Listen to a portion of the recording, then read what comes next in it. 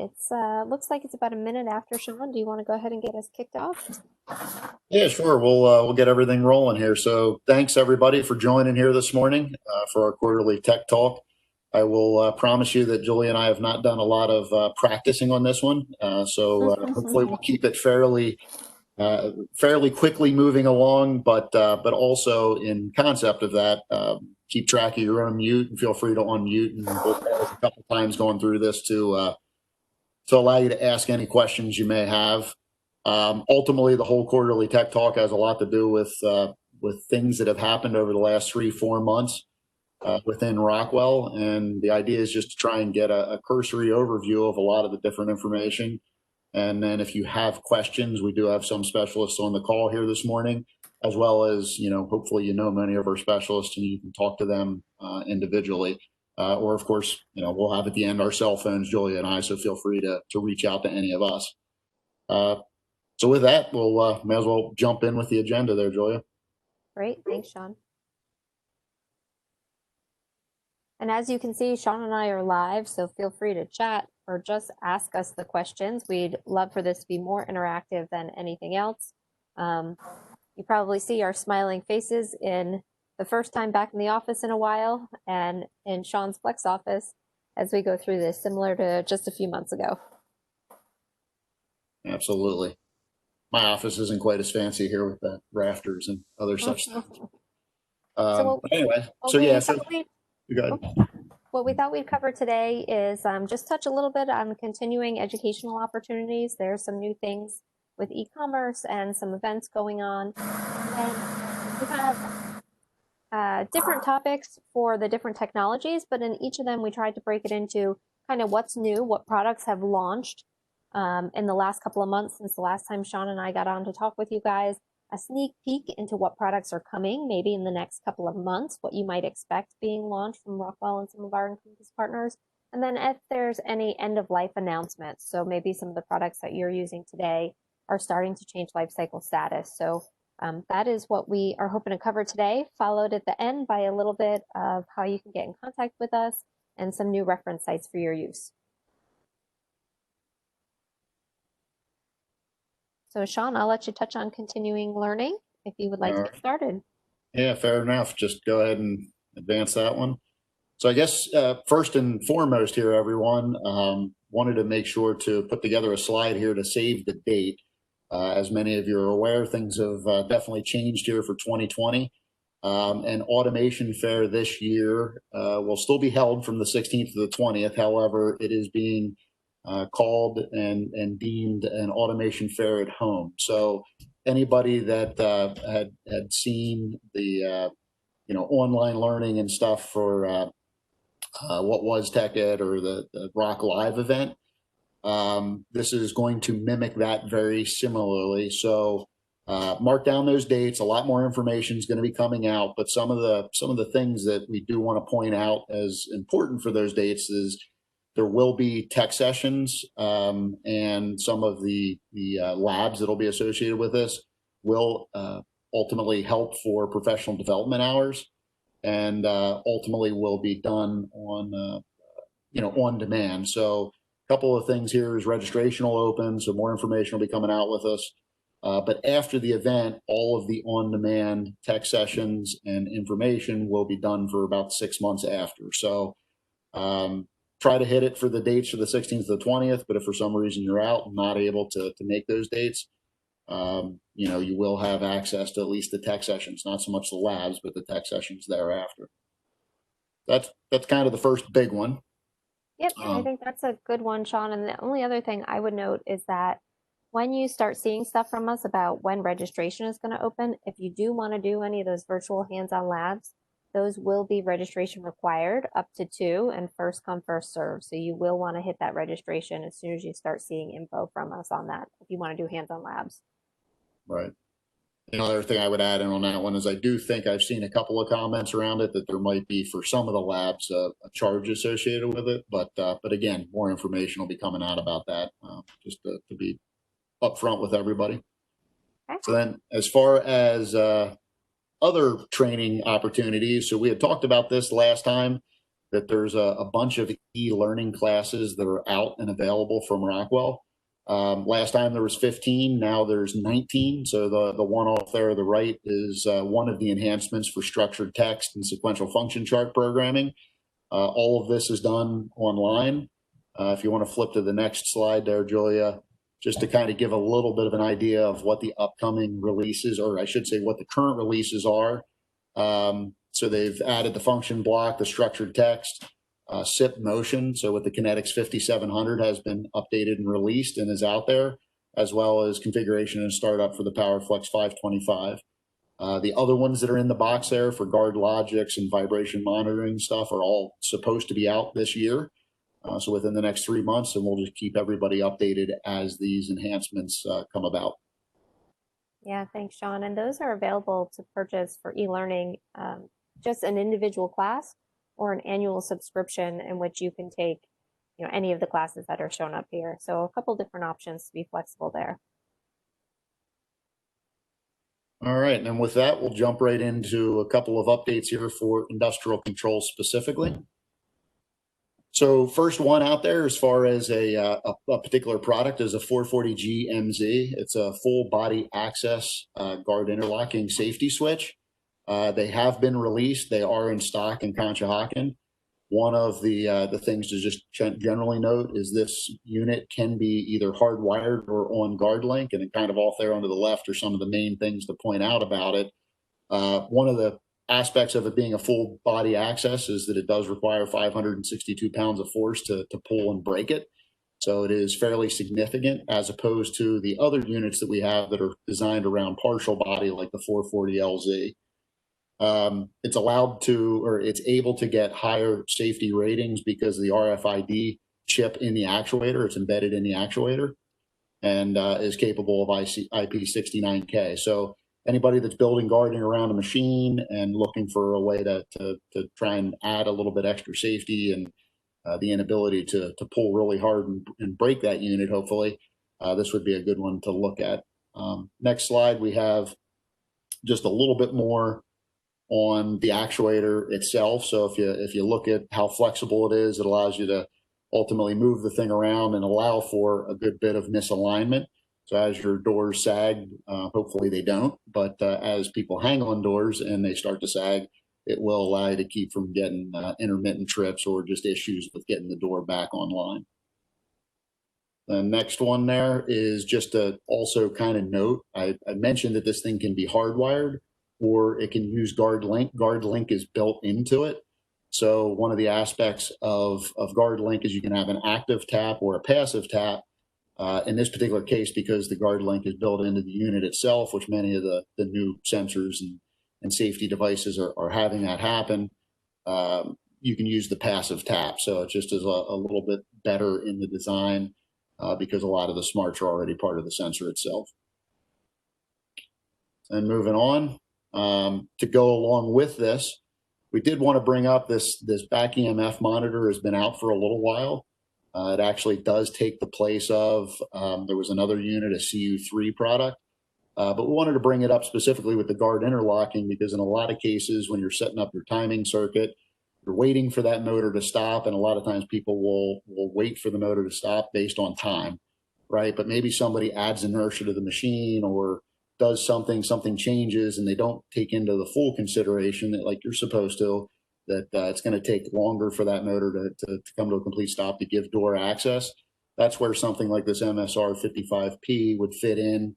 And it's actually looking at motor generated voltage. And from looking at that, will actually give you a direct output when that motor stops working. So moving on to the next slide, it kind of shows you a couple of indications or a couple of examples of where it would fit. One, you can have this unit go directly out to a door lock or interlock, or you can have it fed into, say, a safety PLC or some kind of other safety sensor and allow you to do it correctly. Now, off to the left there kind of just shows where it's designed to wait for the motor to stop. So it just gives you a little bit more positive indication, maybe a little bit more, a little bit better safety setup for protecting the employees or the machine operators. The next slide will show, example of literally both pieces that we just talked about. So there's the 440 GMZ as a garden door interlock, through a drive using the MSR 55P to make sure that that motor stopped, so that somebody in this particular case can open a CNC door and do it safely, along with the wiring interface for that. So again, part of the point here is just to point out that it's there, something that you might want to consider in an application. So moving on, we'll go through here a couple of things on the ultrasonic, the 873P. It's a little bit, well, I don't want to say a little bit, it's a newer style of sensor from Rockwell. It's enhanced a lot. It's a more cost-effective ultrasonic and is capable of a much wider sensing range. This unit is also capable of being hardwired or using IO-Link as its overall capabilities. Just to give an quick indication there, it's 0.9 to 6 meters, or roughly 18 feet of sensing distance. And then it has some adjustments if you have it on IO-Link to make it a little bit more accurate and a little bit better. And we'll touch on them here in the next slide. The only comment that I would make here is that in the world of bringing in more information from the sensors, this will allow you to do signal strength and temperature monitoring of the sensor itself, and just basically make it so that you have a little bit better overall fault capabilities within a machine. So on the next slide there, we'll show a couple of pieces where this unit has some benefits. You do have the advantage of being able to adjust the sound beam width. So if you're trying to fit it into a fairly narrow opening to see something out there, it allows you to go wider or narrower. It does have some built-in and adjustable hysteresis. So if you're using it for something like a tank level sensor, so if you have a turbulent surface as the picture showing there, it would allow you to not have as many accidental trips or sensing. And then continuing from that, you have the ability with this unit to do some teach functions. So if you have a longer sensing range, but you don't want whenever somebody drives by in the fork truck or something like that to accidentally set it off, you have the ability to teach and make it a little bit shorter from a sensing range perspective. And then keep moving on from there. Here's probably a big one, and this kind of goes into a couple of comments as far as obsolescence and or changes. Just want to make sure that everybody's aware. If you're using our 1606 XLE series of power supplies, they are doing what is called a dress change, or a trade dress, I should say. They're basically changing them from a series A to B. So if you have them in your parts lists and already in your drawings, they are direct and functional replacements for the series that are out there. But as that picture shows, they're going from kind of the gray and black to a more international look, a little bit more clear in the printing and stuff on front. And they are going to kind of the all black design. And then there's a few functional changes that you'll see here as far as the units themselves, but be aware this change has happened. So you'll start seeing these boxes come in from us, and somewhere there'll be a cross between these two series, between the two series.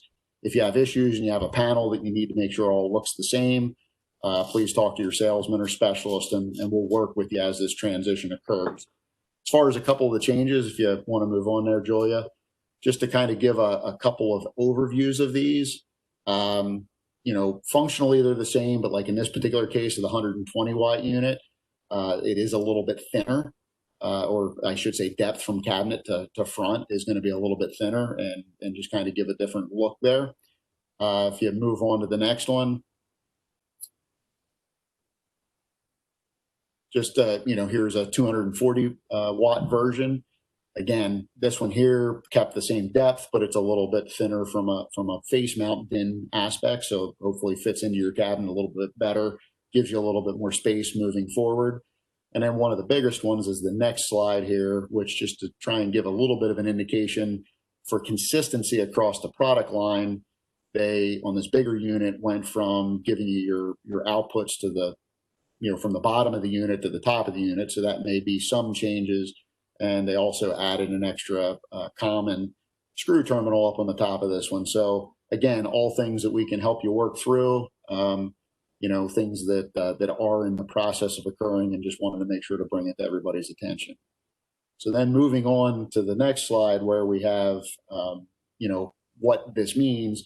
The units there on the left are the ones that have all changed over from Series A to B, but this also has expanded in the Series B to a whole lot of options. So part of bringing this up is if in the past you've looked at our 1606 power supplies, any of the series, and they were not available in something specific that you needed, please take another look at them, because they've now really expanded the catalog numbers and the options that are out there.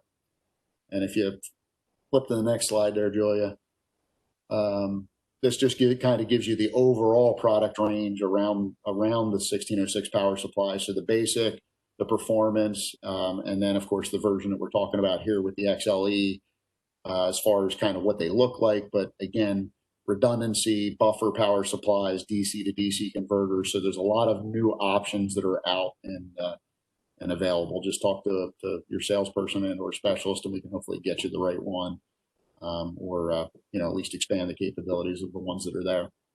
I like it, Shawn. The black is slick. That's a lot of new part numbers and options. There's a lot of new part numbers, so that one will always be interesting. So let us know if there's any of them you're specifically looking for. Continuing to move on there, as far as the overloads go, this has to do kind of a combination of end of life as well as new products. So the E1 Plus, which is kind of our standard go-to overload for many years, will come to the end of its life on 4/21. The E100 product is what is ultimately going to be its direct replacement. So be aware of that. It's not an emergency to change right now, but it is one of those things that we want to start giving you the heads up so you can start moving over to the new units. If you go to the next slide, there is a couple of versions of the E100. There's the standard feature, which is pretty much the direct replacement of the E1 Plus, but then there's also an enhanced version, which can give you more options with an expansion port and just some other capabilities. Right now in our system, if you're working with any of our inside or outside sales, all the crosses are there and available, and we can help you through that. The main reason here is just to sort of point out that we're down to 6 months of life, maybe a little bit more than that on the older unit, and something we need to make sure everybody's aware they're moving forward to the E100s. Continuing to move on from that, couple of quick updates, or I guess just one main update to Proposal Works. Just wanted to make sure everybody was aware of this. A few months ago, we had talked about the 937 isolation barriers and isolators. They've enhanced Proposal Works so that the intrinsically safe barriers are part of Proposal Works itself, and even in the aspect where it helps you select the right one automatically, depending on the product you're using. So if you want to advance here, there's basically a help or user guide there. You can go in and you can see that there's a product configuration wizard. You go in and say, hey, I want to use my isolation barrier with a safety sensor or some other sensor. And as you go through that, and you can, just move on there. You'll see that, like in this particular example, I picked a cable pull switch, went through all the selections that I needed, and it gives me the 937 TH module that would go directly with that cable pull switch for a hazardous location. So again, just trying to make things easier, making sure that you've selected the correct one, and hopefully a little bit more straightforward to do. So then moving on from that, kind of the last slide here for industrial controls is what I've already sort of talked about, which is the E1 Plus is going away. And right now would be the time to start looking at the E100 and moving everything over. And with that, I think I will we'll turn it over to you, Julia, unless there happens to be any questions. Any questions out there? Yeah, we can pause for just a minute. That was a lot of industrial control and safety products. See if anybody has any questions. Thought I heard somebody for a minute. All right, if not, we will roll into automation updates. I can't come off mute. You are off mute, whoever the question is. Oh, Is that, okay, my thing says muted. Something's goofy. Just to put on the E100 and the E300 on an MCC world, I did a comparison between the two because I had a customer looking for non-Ethernet solution. And believe it or not, the E300's the cheaper way to go in MCC world for right now. So that's the way it is right now until it's actually out there mainstream. I can do an E300 cheaper than I can do an E1 Plus or even the E100. All right. Well, that's interesting. Good to know. And that's just, that has a lot to do with packaging, but I will tell everyone that's on the call, the E300 will not be a less expensive option than the E100 going into your own panel. Just a different package and configuration. Great. All right. So I'll go ahead with some automation updates. And the very first one that I wanted to start with is not necessarily a new product. I did mention VUFORIA chalk when we were on our call back in May, I think. It was a product that is from one of Rockwell's partners, PTC, and it's an augmented reality remote support application that you can use with your phone or with your computer browser. They were running a promotion through this whole COVID situation that they were providing free access to anybody that wanted to try it through. It was the end of June, then they pushed it out to the end of August because COVID and everything was continuing on. But there is an update to this in that there is now a special limited time offer on pricing for the VUFORIA chalk application. So you may recall this is kind of like if you have an Apple phone, FaceTime on steroids. But it's completely platform agnostic and it adds that augmented reality piece to it. You can see on the screen here where the gentleman has circled an item. So you can circle things in space as you're talking to whoever you're talking to. And they stay in space. So you can walk up and down a line. And when you get back to the same spot, your circles will be there. It auto documents all of this for you. So you can send follow-up notes to whoever you were trying to support, etc. So the big thing here that I just want to make anybody aware of is through the end of September now, they've been running it for a few weeks already, kind of the higher end package, the host package, which is the one that allows you to connect with anybody. There's the user package. It's more for internal use if you are connecting to people within your own organization.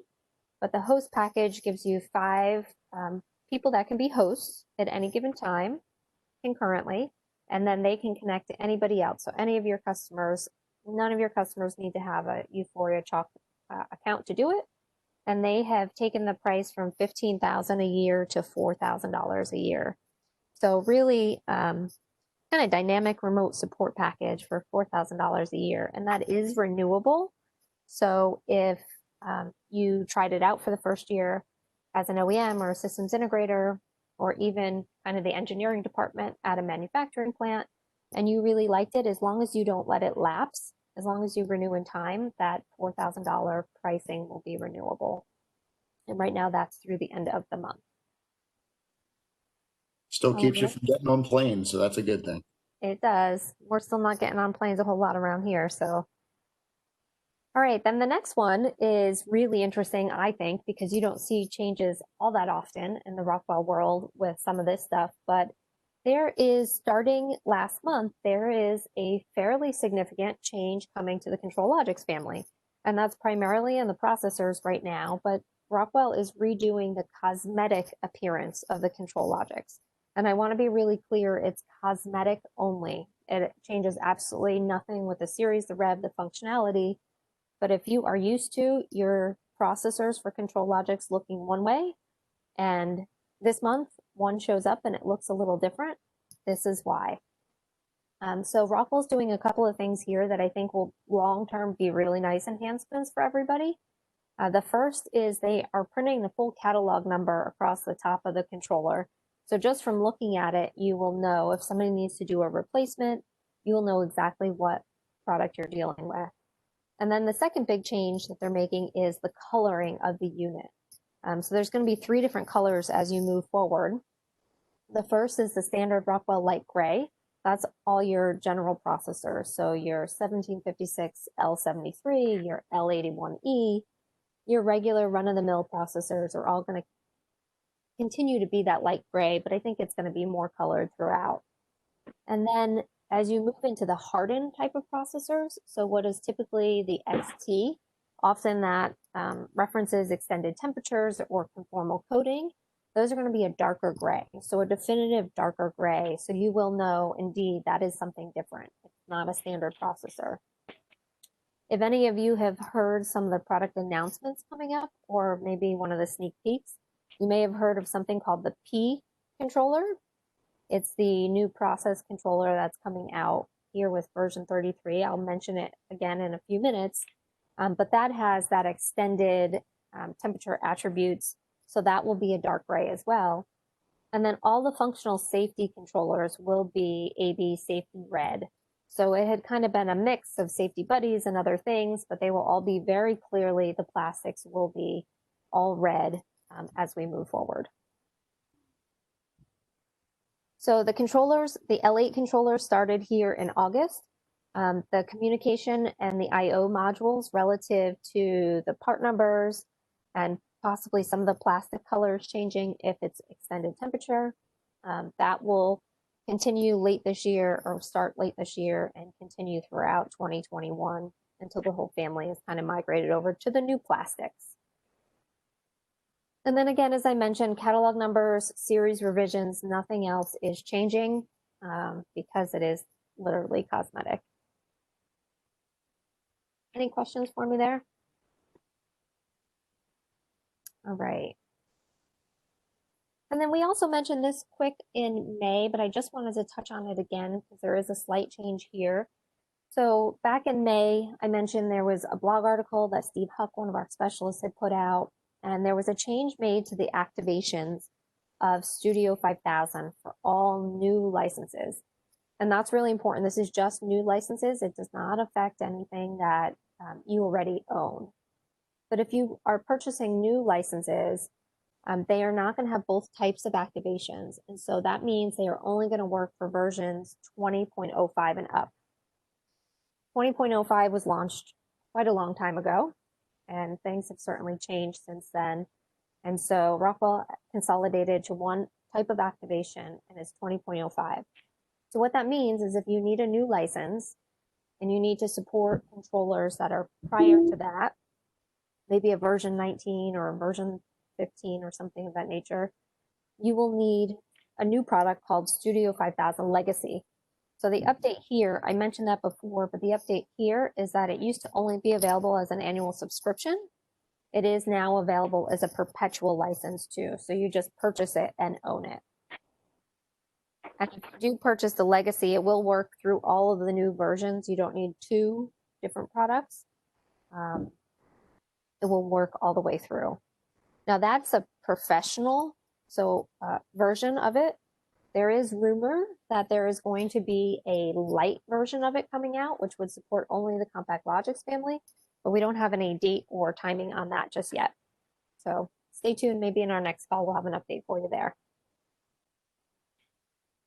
And then just real quick, if you had any questions about that. Yeah. Hold on. The licensing, if you're a toolkit subscriber, do you still have to have two licenses? So you do, but what they just launched with the toolkits, literally within the last 2 weeks, is there's an adder you can select for your toolkit. That is the Legacy adder. It's $2 a license a year, and that will provide you the Logix Legacy, which is actually another full activation of Studio with the old, as well as the old Historian and View 32.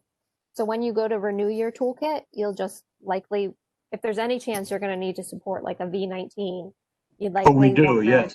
Yeah, you likely just want to make sure you check that box or have your Rumsey specialist or Barb Dever, if that's who you work with, tell her that you want the Legacy adder to it. And it's $2 a license a year. Yep. Okay, thank you, Julia. You're welcome. Yeah, I would just add in there, if you can, hopefully amongst all of us, we can remember to add that all the time, because it would be something that should be there no matter what in the toolkit world. So yeah. We're going to try. That's what we talked about internally, is just kind of doing it as default, because we think it makes the most sense. And if you have any questions about this whole activation thing, there's a couple of blogs on our website. There's a knowledge-based tech note that are noted here. I just put them there again for your reference. All right. So speaking of software, here's something new. I'm not sure if any of you guys caught Steve Huck's WebEx, or was it Ed Gallagher? One of our specialists did a WebEx a few weeks ago about software life cycles.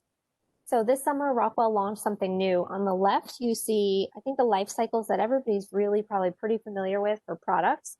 So products are active, mature, end of life, or discontinued. And Rockwell has had this policy for as long as I can remember, where they categorize products so that you had a really good understanding of where something was and how much time you might have relative to support and purchasing it.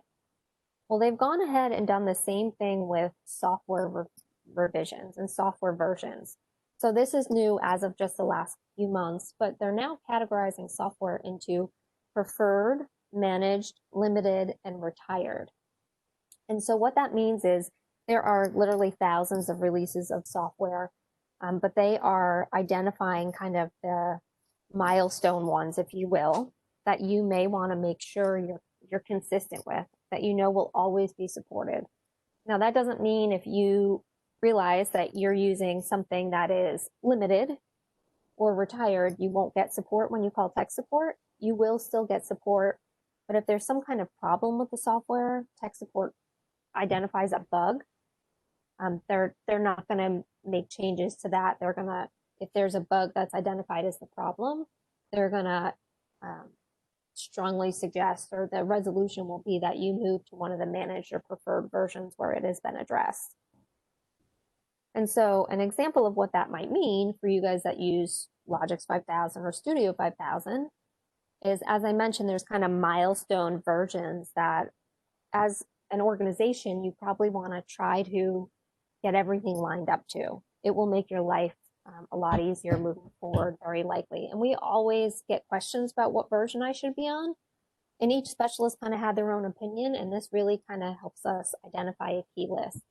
So here you see for Logix 5000, version 20.05 is managed because that was kind of a pivotal milestone. Version 16.04 and 05 are limited, and anything else under 20.05 is retired. So if you were in those lower numbers, but you're on 15, you probably want to get to a 16.05 or get up to a 20.05 if you can. For the newer Studio 5000, you see version 32, 31, 30, very specific versions of those are preferred. And then certain other ones are limited, 29, 28, and very specific versions of those. And then others are retired. So that kind of translates into this chart, and I put it up as maybe like a little bit of a life cycle change announcement, where every year they've released new versions, and this kind of gives you the quick and dirty in terms of maybe what you want to try to get to. So what you really want to try to get to likely is a green or a blue, depending on what kind of controllers you're using. Maybe even a gray, but definitely not a red. Anybody have any questions about this? This is in the product, the PCDC, excuse me, Product Compatibility and Download Center for Rockwell. So if you just Google PCDC Rockwell Automation, you can get that life cycle information, this chart of colors in terms of what version.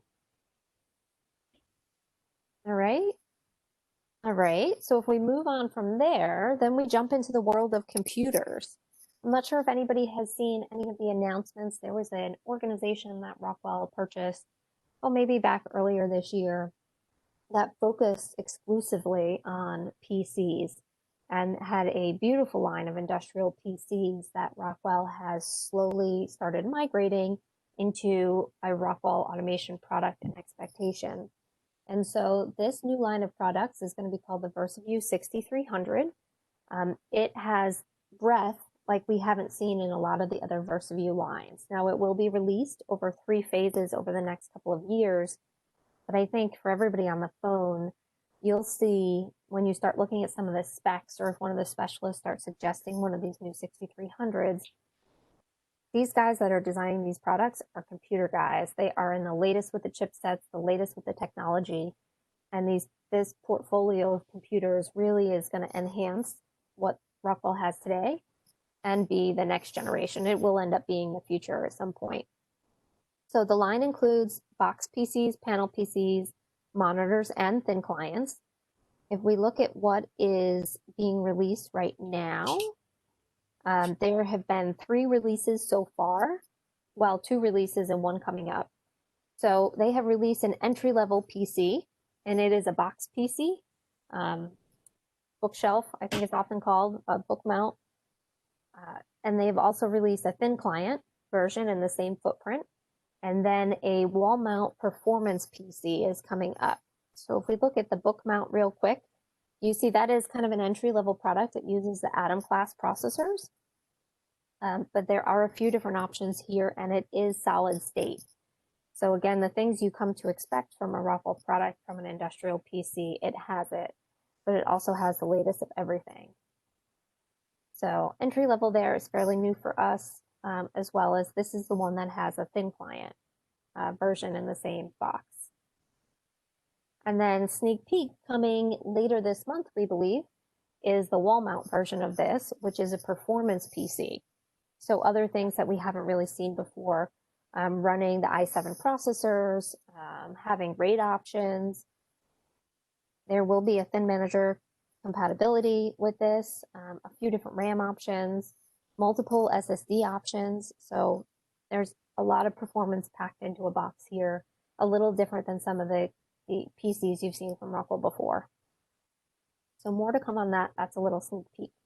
But that is what is coming up in the world of PCs.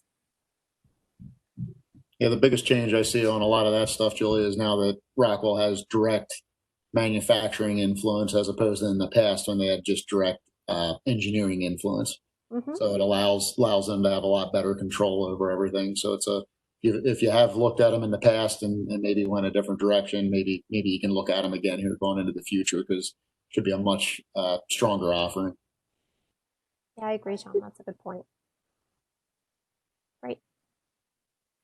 Then in the world of safety controllers, just wanted to put this up quick to let you know of the change. This was a sneak peek product the last time that we talked, and now it's a what's new. So before, I think we were shipping the SIL 2, but the SIL 3 version of COMPACTLOGIX is now available and is now shipping, as well as one of our specialists, Ed Gallagher, wrote a nice article about how integrated safety might be more cost effective than you think. The delta between using a regular controller and a safety controller, just outright might be a lot smaller than you think. But then he went through and listed all of the resources and the way you might use that would provide a lot of efficiency as well and really kind of reduce your total cost.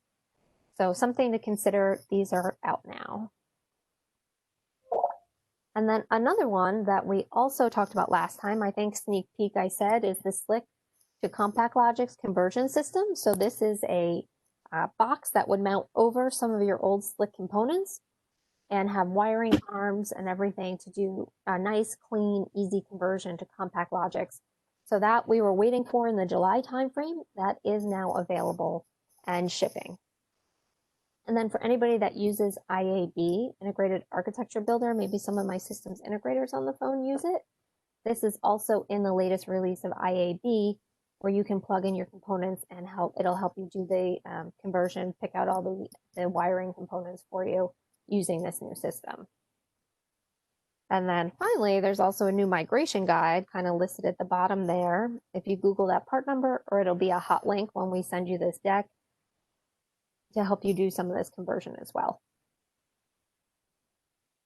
All right, whew, that's a lot of talking, but that's it from the Rockwell world.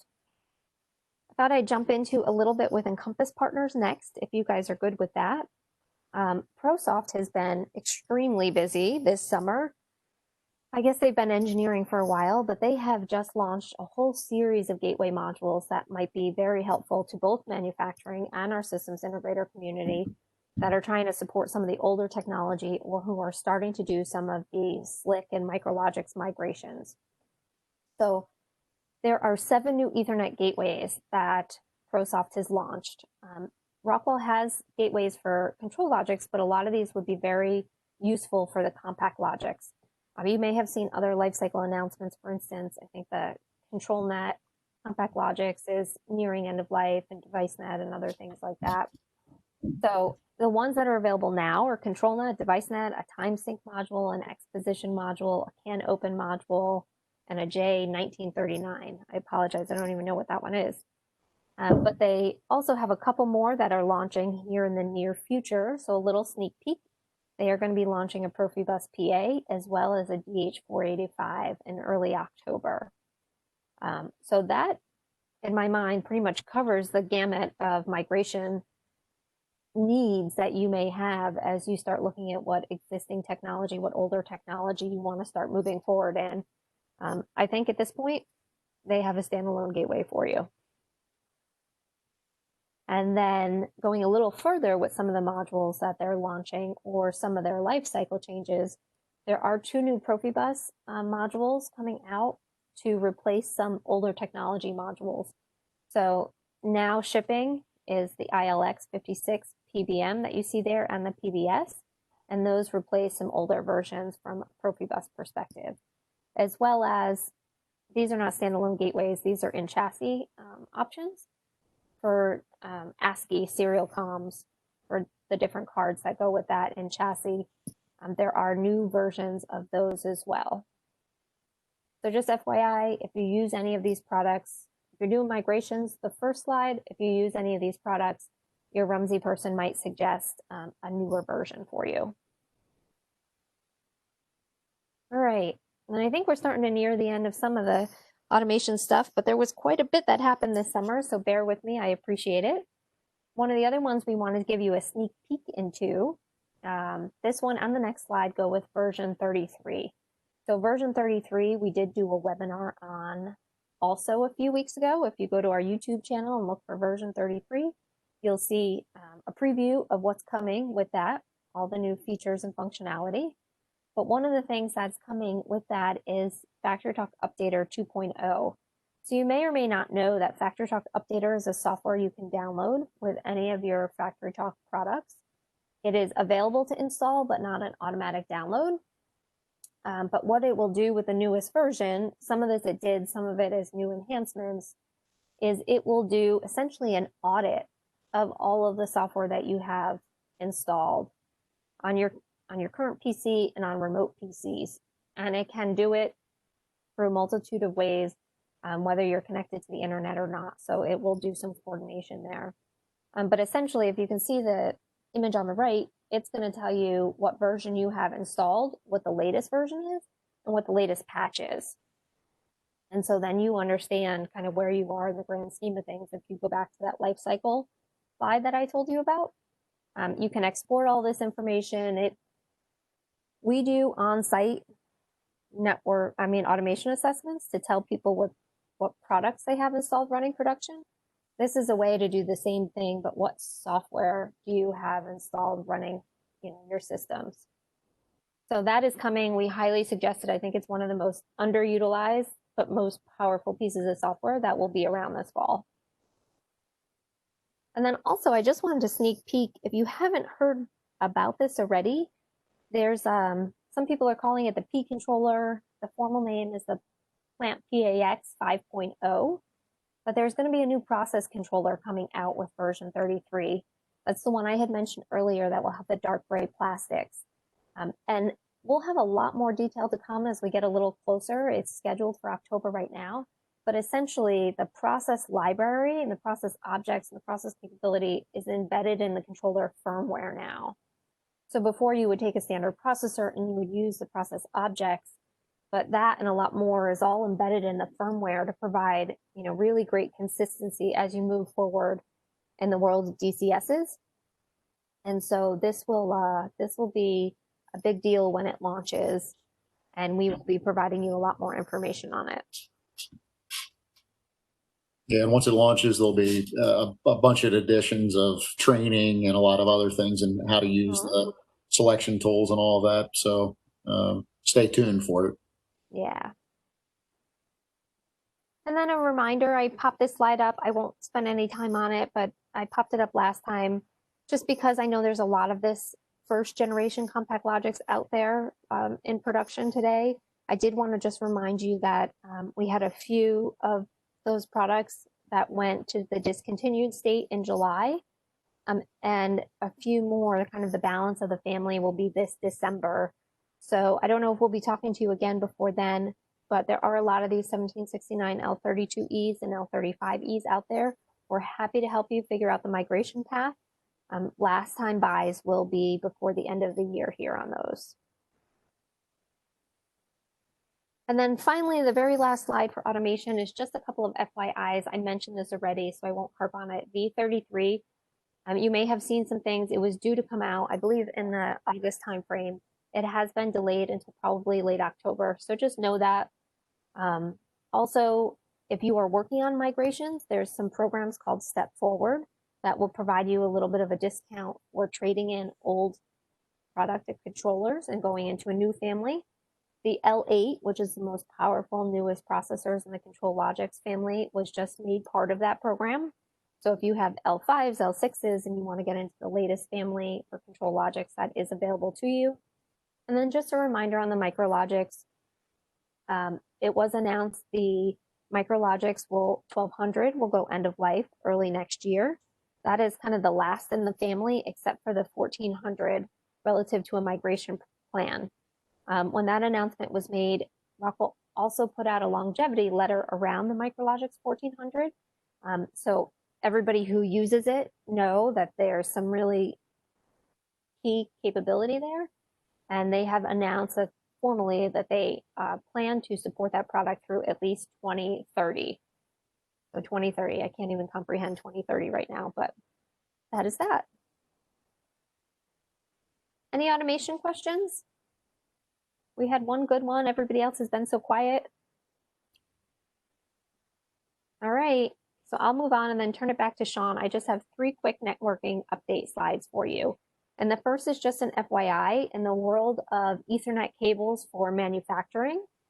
If you know me, you know I speak very passionately about making sure you have the right cable installed, one that has been rated for the manufacturing plant, just like your control net and your device net were.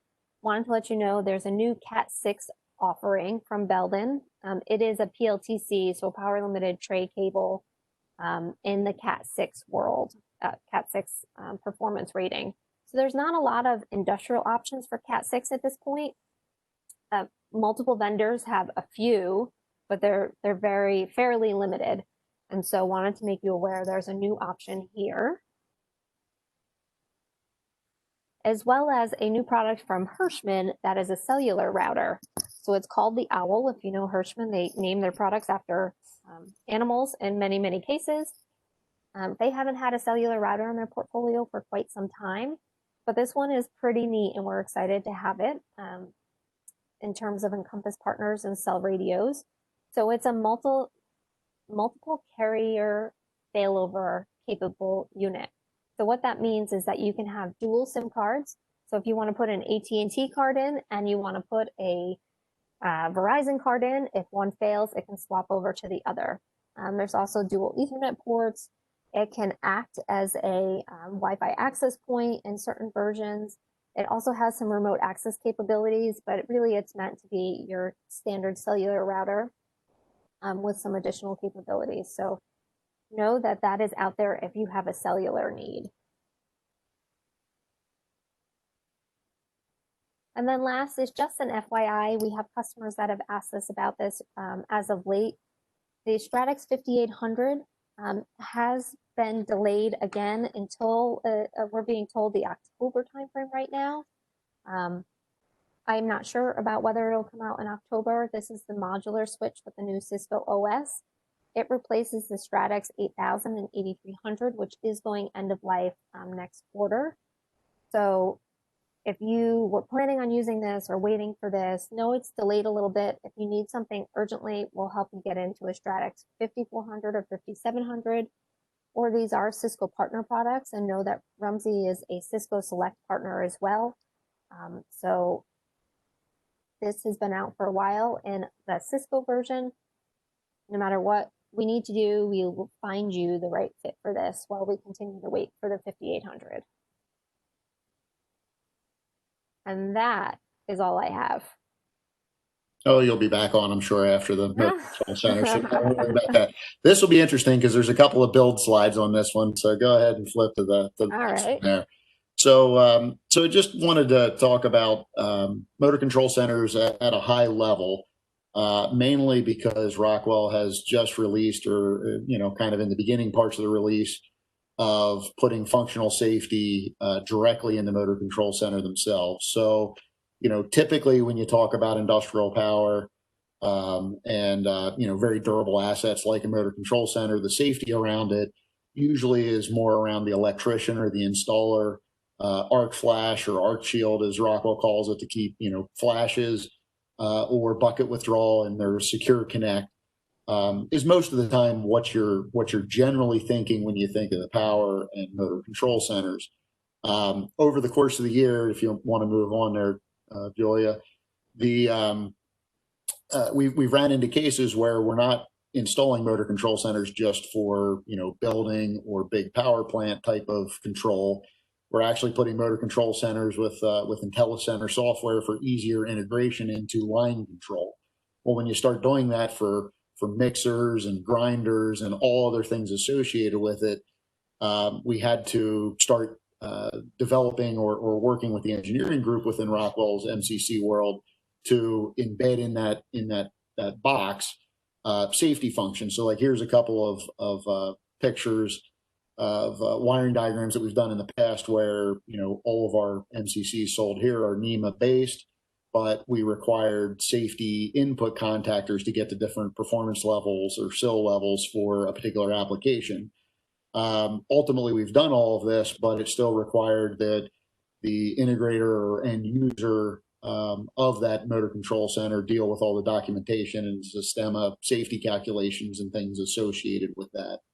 So Rockwell has enhanced taking kind of where we are right now, which is us designing these things in from an engineering perspective, to the next slide, which is they're taking a look at the motor control centers, or allowing you to take a look at your motor control centers as almost the panel to design for a machine line or something, from a production standpoint. So if we take just the first picture there on the left, you have where it's the safety controller and drives in the system. And then as we progress through it, Rockwell with the design, so go ahead to the next one there, has a, the ability to take all of these units and wire them together. So inside the MCC, wire those different individual products together. And then after you get done with that, if you move to the next one there, as the build slide goes, they'll actually run this through Systema and give you what the subsystems would actually look like. So basically, it's just kind of the next enhancement of motor control centers and their ability to be used, and ultimately provide you with the documentation and safety package associated with, the VFDs, e-stops, and then ultimately from this, there'll be portions of the Logix designer files. So again, something to be aware of. It's very application dependent, but I wanted to make sure that everybody was aware that the enhancements are continuing outside of just the electrical, people in the electrical room on motor control centers, but actually worrying about the operator of the machine and having all of that designed together. Oh, that's kind of neat. Yeah, it's definitely a new enhancement and definitely an addition. So cool. All right, so you're right, I am right back, but Shawn and I put together a couple of closing slides here on contacting Rumsey. We wanted to make sure we've talked to you about technology, but that you know how to get in touch with us to make your life a little easier as well. And so the first area I thought I'd cover, and that's online ordering. So I'm not sure if everybody on the phone is aware, but Rumsey earlier this summer launched shop.rumsey.com. We launched our online web store, but it's really so much more than an online web store. So if you just go to rumsey.com, you'll see it there. You'll be able to search in the toolbar or hit the products button. But essentially, you can find your products. You can build a bill of material for maybe your machine or an upgrade you want to do. You can then save it as a quick list. So you have it there always for your reference. Then put it in your cart whenever you're ready to buy it, or even share it, export it, and send it to a colleague, or even make it publicly available to others in your company. So maybe your purchasing person can look at it, or a different engineer can look at it and see what you were thinking. It also has real-time pricing for your account. Same as if you called or you emailed your inside guy and asked for your price on something, and Rumsey stock availability. So what is in stock in Conshohocken if you need to get something right away? Moving into 2020, yay. It also provides automated order shipping notifications. So you'll know when something is shipping out of our warehouse, either on Rumsey truck or via FedEx or UPS. You'll have the hot links for that. Order history, invoices, the Rockwell configurator. So if you're familiar with Proposal Works, I think was mentioned somewhere here, or the Rockwell online version of that, it actually has that built in, so you can configure your part number, if you will, like if you needed a 22mm blue push button, 2 normally open contacts, blah, blah, blah, blah, blah, an indicator light, you can configure that part number, put it in your cart, get your price, and purchase it right from the Rumsey system, as well as chat online with an inside sales or a Rumsey specialist. So I'm not sure if everybody's aware, just wanted to kind of sneak peek that to you if you're not aware already. So I mentioned the Rumsey configurator, the Rockwell configurator, that's what this looks like. If you've been to their website, you'll see the exact same thing. It's their system on our site. You can get to it from the bottom foot bar there, but essentially you configure your product, search by keywords, search by catalog number, configure your product, and then send it to your cart. And it's all interconnected. Also, you can just do a search for a product. Like here, I put in 1756 L82, which is the start of a CONTROLLOGIX processor. And you can see that there are 3 CONTROLLOGIX processors that begin with that. You can toggle to just see which one is in stock, and then see it would take you down from the 3 to the 1 that we have in stock here in Conshohocken, which is the safety one there. And then last but not least, which I think will be most beneficial for all our engineers on the phone, is that it has all of your specs and your drawings and everything that's typically available with a Rockwell product, or if it's available from one of our Encompass partners, including videos here on the site. So you can do a compare, but in this case, I picked one of those processors, and here you can see there's a picture available, there's the CAD file available, there's a PDF drawing available, the product profile, technical details, so on and so forth. So know that all your product information is here now on rumsey.com. Julia, Yes. can we also use this to generate an RFQ? You know, when we're working on a new project or whatever, Yeah. when I need pricing on a project, a lot of AB components, I'm calling or emailing for individual components. Can this be used to create a shopping cart with your components and then just get our company pricing on that? So you would actually get your company pricing live. So Oh, really? yes, Okay. yep, you can definitely do that. So this is directly connected to our ERP system.